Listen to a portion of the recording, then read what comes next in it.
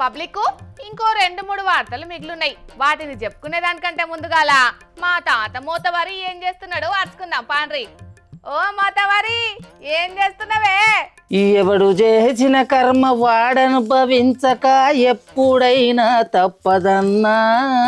మాటలతో కోటలు కట్టేటోళ్లకు కాలం బుద్ధి చెప్పుడు తథ్యమన్నా. ఎవడు చేసిన కర్మ వాడనుభవించక ఎన్నటికి తప్పదురా అన్నా. ఓహో, కూని రాగాలు తీసుకుంటా తాడలుతున్నావా పెద్ద మనిషి? ఇవాళ నువ్వు వార్త తీసుకురావాలి అన్న సోయున్నదా తమరికి? అయ్యో వార్త ఒక్క వార్త దొరుకుతలేదా నీకు? గద్దెనెక్కిన మొదటి సంవత్సరంలో 2 లక్షల ఉద్యోగాలు ఇస్తామని చెప్పి ఇప్పటి వరకు మాకు ఉద్యోగాలు ఇస్తలేరని నిరుద్యోగులు ఎంత రోడ్లెక్కి లొల్లులు చేస్తాళ్ళు. అది వేసుకోరాదు వార్త. 86 పిల్లర్లు ఉన్న మేడిగడ్డ బ్యారేజ్ లో 2 పిల్లర్లు గుంగినందుకే కాళేశ్వరం కూలేశ్వరం అయిందని చెప్పి గద్దెనెక్కిన 31 నెలల కాడ నుంచి పాట పాడుకుంటూ అత్తనే ఉన్నది సర్కారు. కాలం పోయినా కూడా సుక్క నీరియమని తేల్చి చెప్పేసిండు. అది వేసుకోరాదు వార్త. ఇట్లా చెప్పుకుంటూ పోతే సర్కారు చేద్దాం అని చెప్పి ఇప్పటి వరకు రిబ్బన్ కత్తిరింగ్ కూడా చేయని పనులు ఎన్నో ఉన్నాయి. అవి వేసుకోరాదు వార్త. వామ్మో, మా ముసలోని మందడిచ్చుడే పాపం ఉన్నట్టున్నది కదా. పాపం కాలం కాక వేసిన పంటలు మొలవక బాధలు ఉన్నట్టున్నాడు ముసలోడు. అయ్యా బయట విక్రమార్క సారు, ఉత్తమ్ సారు, మీరన్న జర్రంత ఆలోచన చెయ్యర్రి సార్లు. మన ముఖ్యమంత్రి రేవంత్ రెడ్డి సారు ఏ కోపం నుండి ఆ తీరుగా మాట్లాడుతాడో ఏమో తెలియదు కానీ మీ మౌనం మాత్రం మన కాంగ్రెస్ పార్టీకి తీరని నట్టాన్ని తీసుకొచ్చేటట్టున్నది సారు. 15 మంది మంత్రులు ఉన్నా కూడా రైతుల తిప్పల గురించి ముఖ్యమంత్రి సార్ మాట్లాడుతున్న మాటల గురించి ఏ ఒక్కరు కూడా బయటకు వచ్చి మాట్లాడకపోవడం ఇది న్యాయమేనా సారు? ఇది ధర్మమేనా సారు? మన పార్టీకి ఎట్లా లాభాన్ని తీసుకొస్తుందని అనుకుంటారు సారు, మీరే చెప్పుర్రి.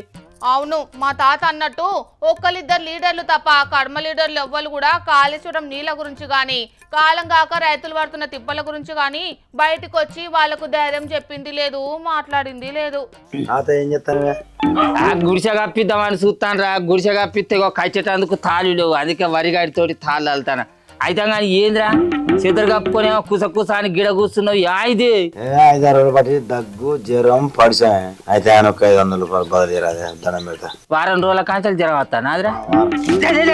పాడుకోలే ఇంకా జ్వరం వచ్చిందని ఈడికి వచ్చి దగ్గరికి వచ్చి కూర్చుంటాను వేద్రా.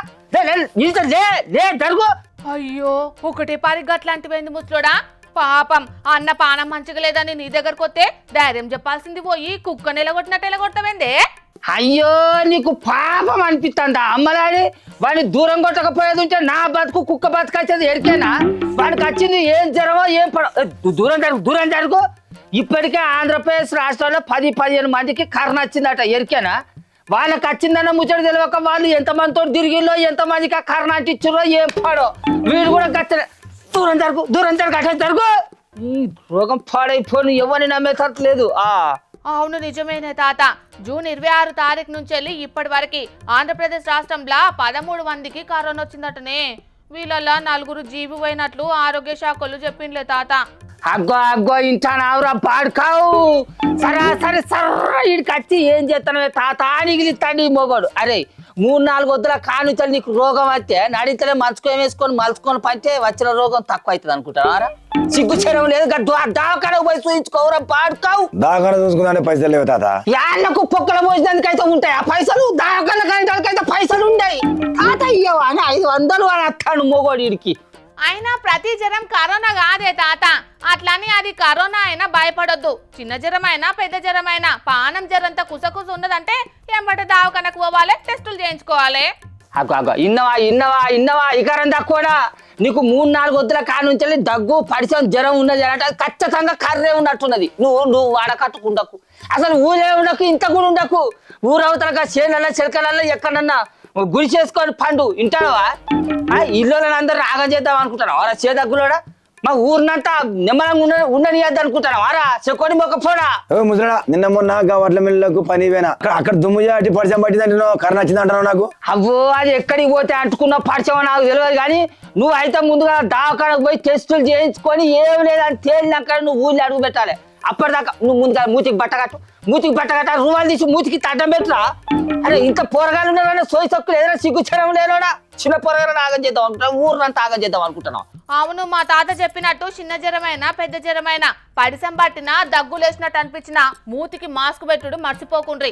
ఎంబటే దావకనకు పోయి టెస్ట్ చేయించుకొని జాగ్రత్తలు తీసుకొని మంచిగా ఉండుండ్రియా. నీకు వచ్చింది ఏం జ్వరమో నీకు తెలియదు, నీకు పక్క కూర్చున్నాను కూడా తెలియదు. పుసుక్కున్నది కర్ణ జ్వరమే అయింది అనుకో. ఒకరి నుంచి ఒకరికి నీ పక్క కూర్చున్న వాళ్ళకి అందరికీ అంటుకొని తినే కాడ తాగే కాడ ఉత్తబోసే కాడ ఇది అంతా అంటుకొని ఊరంతా పొగ చూడితే ఏంద్ర పరిస్థితి అంటే ఊరంతా ఆగం చేద్దాం అనుకుంటాను. బచ్చబాజీ దూరం జరుగు. అయ్యో, ఆ అన్నకు వచ్చింది ఏం జ్వరమో తెలియదు కానీ నువ్వు లేని భయాలు చెప్పి ఆ అన్నను ఇప్పుడే ఆగం పట్టించేటట్టున్నావు కదా పెద్ద మనిషి.